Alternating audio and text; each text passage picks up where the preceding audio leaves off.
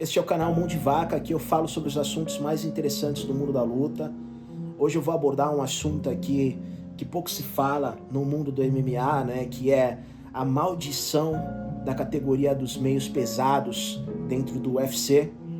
Mas antes de eu contextualizar essa ideia, eu vou pedir para você amassar o botão de se inscrever no canal, amassa o botão do like aí posturado e finalize estrangulando o sininho, que é para você não perder o próximo vídeo. Esta semana nós fomos surpreendidos com a saída do atual campeão, ou ex-atual campeão da categoria dos meios pesados dentro do UFC, devido a uma lesão, né? Jamahal Hill anunciou a sua saída da categoria, uma saída temporária, né? Ele abandona o cinturão da categoria por conta de uma lesão grave. Não sabemos quanto tempo ele ficará fora de rodagem, mas a categoria dos meios pesados já está sem campeão, ainda não tem uma luta marcada para decidir quem será o próximo campeão, e com esta notícia fica cada vez mais claro que esta categoria realmente está amaldiçoada, né? E eu acredito que essa maldição tem nome. E o nome desta maldição é Jon Jones, o maior campeão que essa categoria já teve e o maior campeão da história do MMA, não só do UFC. Então se liga no peso que esse cara tem nas costas. Para você que não tem nem ideia de quem é o Jon Jones, ou já escutou o seu nome, ou já viu alguma luta dele, mas não o conhece, eu vou trazer aqui para vocês o resumo para leigos. Jon Jones é um lutador de MMA americano.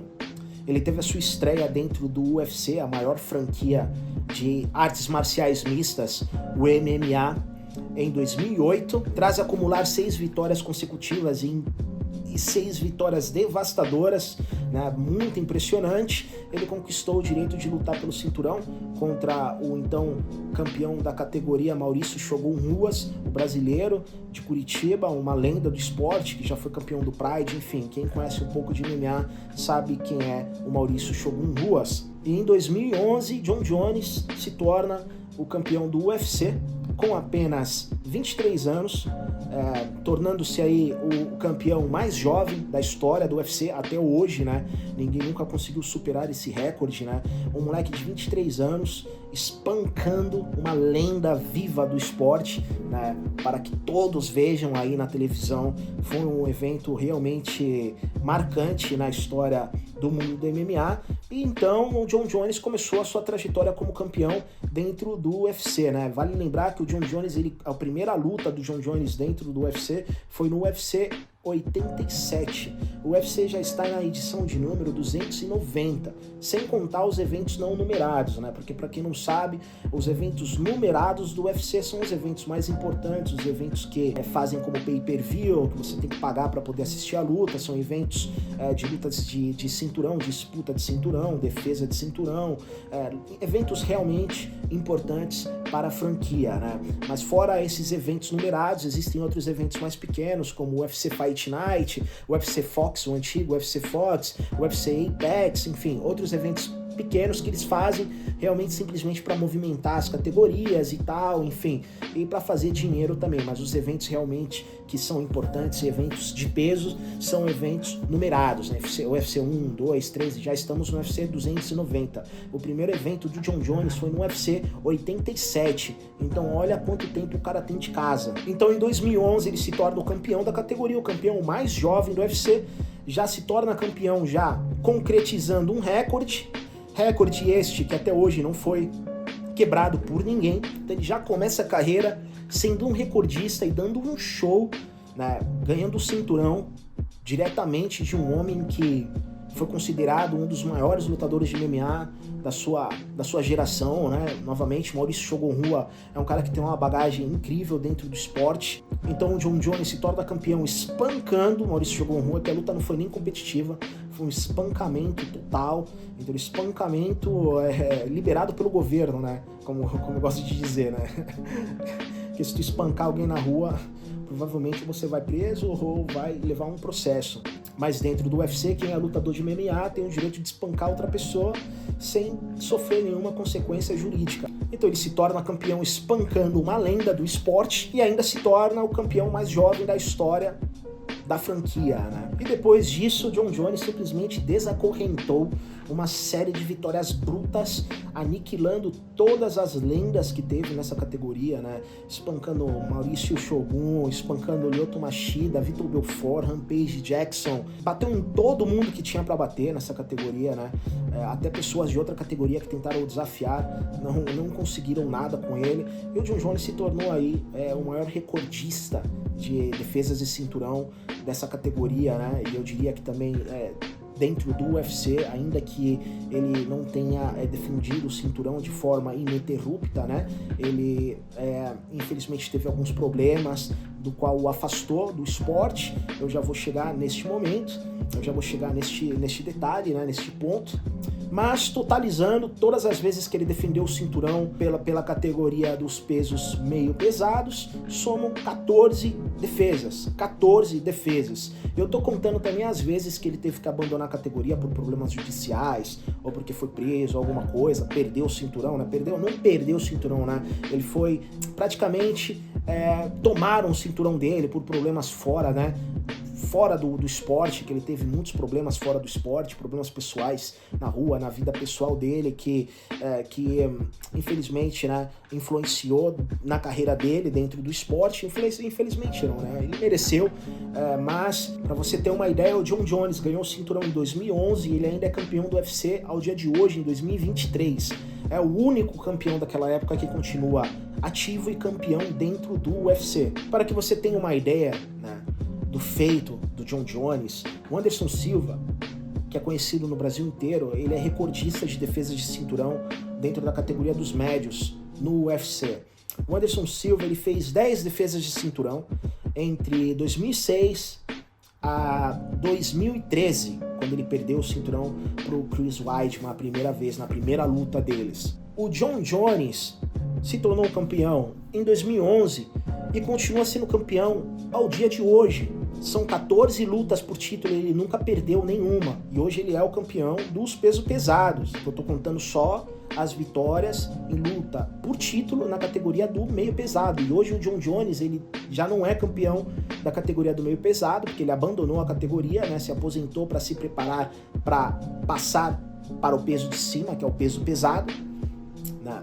Se você não sabe, dentro do UFC são 7 categorias: mosca, galo, pena, leve, meio, médio, meio pesado e pesado, 8 categorias e não 7.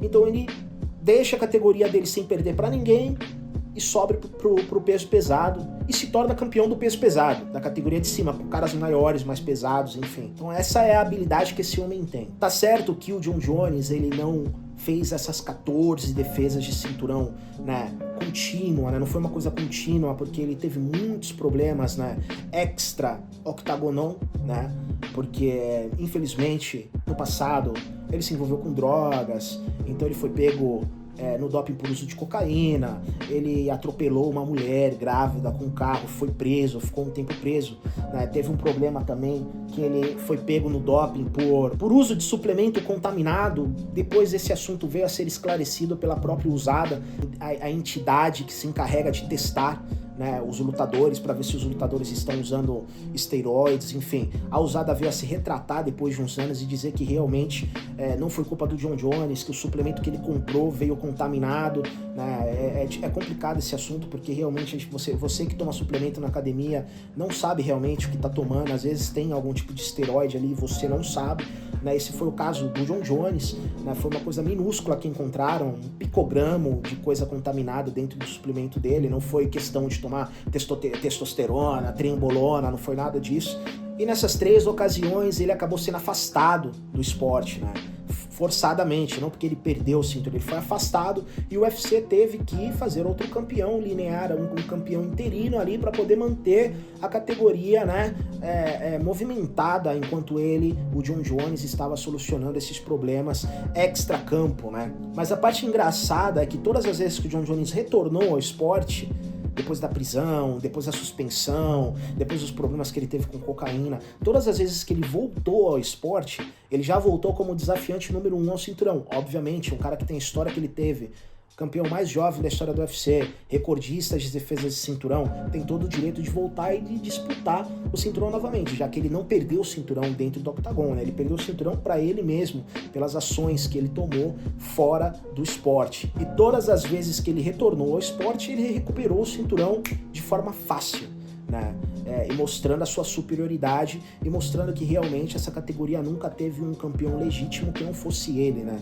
Os outros campeões que existiram nessa categoria depois do início da era do Jon Jones, todos os caras que pegaram o cinturão simplesmente estavam ali esquentando, né, o trono do Jon Jones até ele voltar e poder lutar novamente. Então esse seria o primeiro sinal, né, da maldição do Jon Jones, né? Essa categoria teve muitas oportunidades de eliminar o Jon Jones do mapa, né? Caso o Jon Jones tivesse voltado depois de um ano de suspensão por estar preso, por ter atropelado uma mulher grávida, por todas as coisas que ele fez, né, fora da luta, se ele tivesse voltado e tivesse perdido para o campeão interino, o Jon Jones seria praticamente eliminado da mídia, porque a mídia bateu muito nele, a mídia queria muito que ele perdesse para poder já, sabe, colocar uma pedra nesse assunto, jogar ele fora, só que todas as vezes que ele voltou, ele conseguiu recuperar o cinturão e a mídia foi obrigada a aceitar que o cara é bom, porque mesmo que você ou eu tenha uma opinião particular sobre a vida privada do Jon Jones, ninguém pode negar que o cara é super talentoso, é o lutador mais completo que esse esporte já viu. Então chega 2020, Jon Jones faz a sua última defesa de cinturão dentro do meio pesado e decide se aposentar, né, como campeão da categoria, né, sem nunca haver perdido uma luta dentro do UFC. Ele teve uma desqualificação, foi um golpe legal em uma luta que ele estava arrebentando o oponente dele, né? Não foi uma derrota. Todas as pessoas do meio do MMA, da mídia, enfim, jornalistas e lutadores profissionais encaram aquela desqualificação como uma vitória legítima do Jon Jones, porque aquela luta ele já estava ganhando aquela luta, estava com a luta na mão e por causa de um golpe ilegal que pode acontecer, um dedo no olho, uma cotovelada na nuca, pode desqualificar o oponente. Ele foi desqualificado, mas não é uma derrota, ele nunca sofreu uma derrota, ninguém nunca derrotou o Jon Jones na categoria do meio pesado. Então em 2020 ele abandona a categoria, se aposenta, né? E o UFC tem a missão de renovar essa categoria e dar nova vida ao meio pesado. Então o UFC tem a grande ideia de fazer uma luta, né, entre Jan Blachowicz e Dominick Reyes, né, que foi o último desafiante do Jon Jones dentro dessa categoria, para o cinturão vago, né? Então ganha ali o Jan Blachowicz por nocaute, se torna o novo campeão, ele até faz uma defesa de cinturão contra o Israel Adesanya, atual campeão do peso médio, categoria de baixo, faz uma boa defesa, vence o Adesanya, mas em seguida perde o cinturão para o brasileiro Glover Teixeira, que já está aposentado. Então sai Jon Jones, entra Jan Blachowicz, que consegue fazer uma defesa de cinturão. Na segunda luta pela defesa de cinturão, ele perde para o Glover Teixeira, que perde na primeira defesa de cinturão, quer dizer, o Glover ganha o cinturão e já perde na sua primeira defesa para o tcheco Jiri Prochazka. Então o cinturão começa a saltar de mão em mão, né? Você já teve 2 campeões, Jan Blachowicz, 3 campeões, Jan Blachowicz, Glover Teixeira e Jiri Prochazka. Então o Jiri Prochazka é um cara novo, jovem, muito talentoso, né? Que está nos braços dos fãs do MMA. Então o UFC é muito contente, né, de ter o Jiri Prochazka como novo campeão para poder refrescar a categoria e espantar a sombra do Jon Jones, né? E o que acontece? Jiri Prochazka, antes de fazer a sua primeira defesa de cinturão, se viu obrigado a abandonar a categoria, abandonar o cinturão por uma lesão grave que o tirou de jogo aí já por quase 2 anos, tá 1 ano e meio sem lutar, e novamente o UFC se vê na situação de salvar essa categoria sem campeão. Aí o UFC tenta fazer a luta entre Glover Teixeira e Jan Blachowicz, porém não consegue fazer, porque o Glover queria essa luta no Brasil e o UFC queria essa luta em Las Vegas. Eles acabam optando por fazer Jan Blachowicz e Magomed. Então eles fazem Jan Blachowicz e Magomed pelo cinturão vago, e essa luta, adivinha, dá empate entre os dois. E uma luta por um cinturão vago, vacante, não pode dar empate, porque se dá empate, ninguém leva o cinturão e o cinturão continua vago. Então foi isso que aconteceu. O Jiri Prochazka sai da categoria, abandona o cinturão por uma lesão, sem fazer nenhuma defesa de cinturão, e os 2 lutadores que se encontraram para poder se tornar o novo campeão da categoria e salvar a categoria, empatam na luta e a categoria continua sem campeão. Aí o UFC faz uma nova luta entre Glover Teixeira e Jamahal Hill no Brasil. Jamahal Hill vence Glover Teixeira no Brasil, se torna o novo campeão e finalmente a categoria dá uma respirada, né? Um campeão novo, um cara jovem, forte, que se apresenta bem, fala bem americano, inglês fluente, não tem medo de falar no microfone. Agora é o início da categoria, né? Finalmente. Só que não.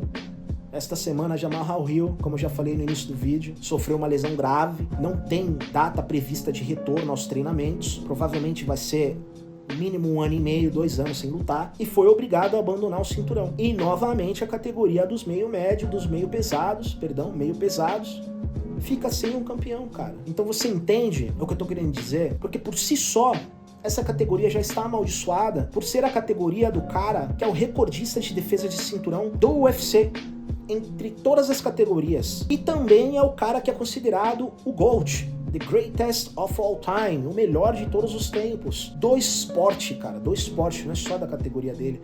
Ele é o melhor do esporte. Então, o muro que ele construiu não é um muro, é uma muralha, tá alto, vai ser muito difícil para alguém conseguir superá-lo, né? Para que alguém dentro dessa categoria possa apagar o nome do Jon Jones, ele vai ter que quebrar o recorde do Jon Jones, ser o lutador mais jovem do UFC, fazer mais de 14 defesas de cinturão, vai ter que ser considerado também o melhor lutador entre todas as categorias, né? Ser o melhor do esporte.